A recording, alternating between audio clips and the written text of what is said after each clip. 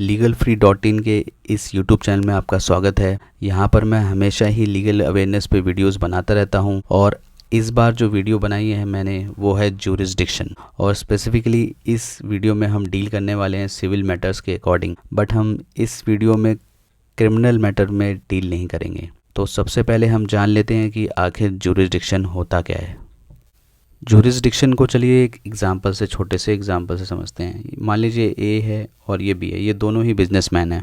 ए कुछ raw material देता है बी को और बी उसको पेमेंट करता है ए को। ठीक है, ये ए जो है बी को रॉ मटेरियल दे रहा है कपड़ा बनाने के लिए और बी मैन्युफैक्चरिंग करके कपड़ा सेल करता है और पैसे जो है यानी पेमेंट करता है ए को, वो जो रॉ मटेरियल इसने खरीदा। किसी वजह से मटेरियल तो बी के पास पहुंच जाता है एक दिन, बट पेमेंट ए के पास नहीं आती।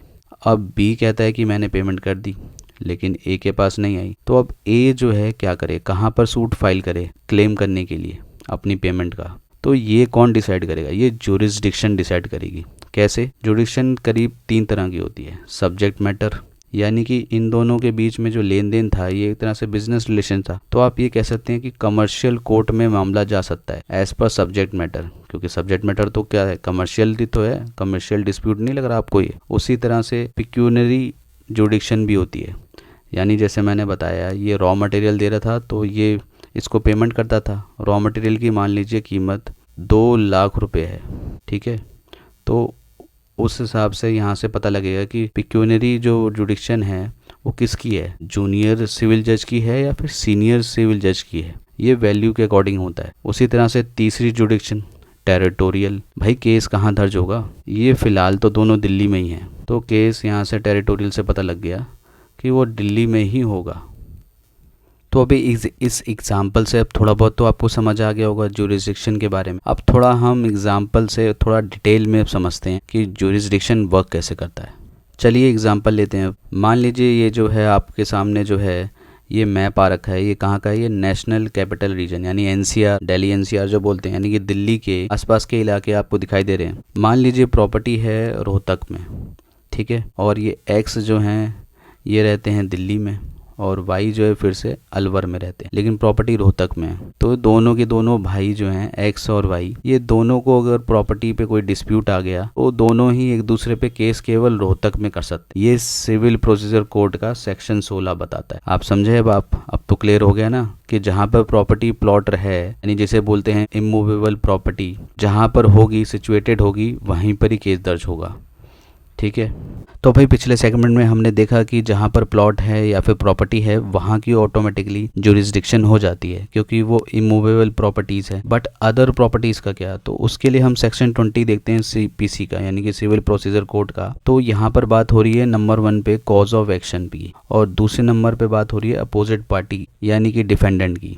तो यहाँ पर सेक्शन 20 कह रहा है कि आप सबसे पहले चेक करिए, अगर आपको ये पता करना है कि ज्यूरिसडिक्शन कहाँ होगी तो कॉज ऑफ एक्शन पता करिए, यानी कि जो डिस्प्यूट की जड़ है वो कहाँ से शुरुआत हुई है, तो वो आप पहले पता करिए। एक तो आप वहाँ पर भी कर सकते हैं ज्यूरिसडिक्शन, या फिर आप अपोजिट पार्टी यानी डिफेंडेंट कहाँ रहता है, किस स्टेट में रहता है या फिर कहाँ वर्क कर रहा है, वहाँ पर भी आप केस दर्ज करा सकते हैं।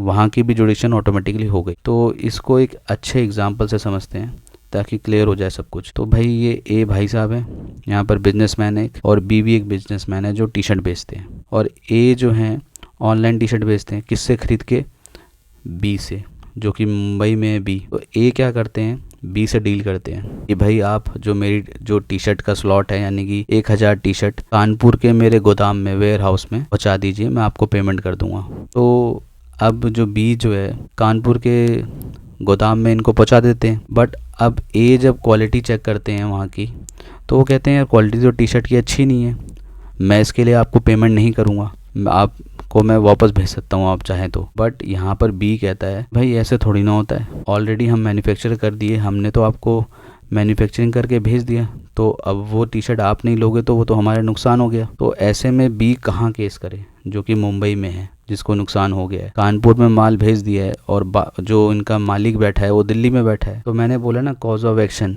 सेक्शन 20, वो कहता है कि जहाँ पर कॉज ऑफ एक्शन यानी कि जहाँ पर जड़ जो है, जहाँ पर डिस्प्यूट की जहाँ से शुरुआत हुई है, तो वो कहाँ हुई है, जब माल यहाँ गया कानपुर में। एक तो ये हो गया कॉज ऑफ एक्शन के हिसाब से, तो कानपुर में आप केस कर सकते हैं। बी जो है कानपुर में केस कर सकता है इसको, ए को। अब मैंने बोला कि एक और बात सेक्शन 20 कह रहा है भाई आप चाहे तो डिफेंडेंट जहाँ रह रहा है या बिजनेस कर रहा है वहाँ भी केस कर सकते हैं। वो डिफेंडेंट कहाँ रहता है, दिल्ली में रह रहा है, तो बी के पास एक और चॉइस आ गई भाई, वो चाहे तो दिल्ली में भी केस कर सकता है, यानी दोनों जगह केस कर सकता है एज पर सेक्शन 20। तो होपफुली आप समझ गए होंगे कि जुडिशन कैसे वर्क कर रही है।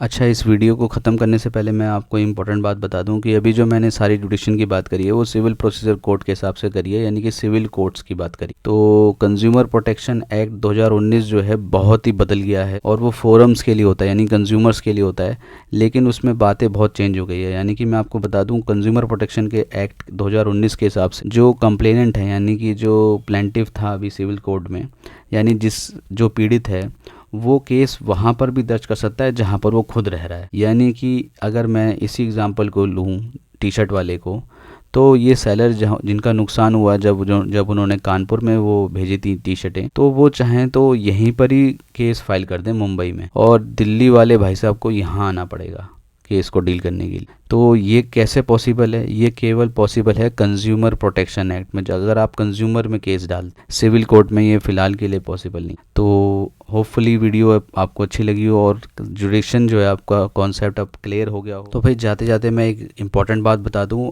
अगर सब्जेक्ट मैटर आपका कंज्यूमर कोर्ट के एक्ट के अकॉर्डिंग है तो आपको मैं एडवाइस करूंगा कि आप कंज्यूमर फोरम में ही केस डालें। तो इस वीडियो में इतना ही, धन्यवाद।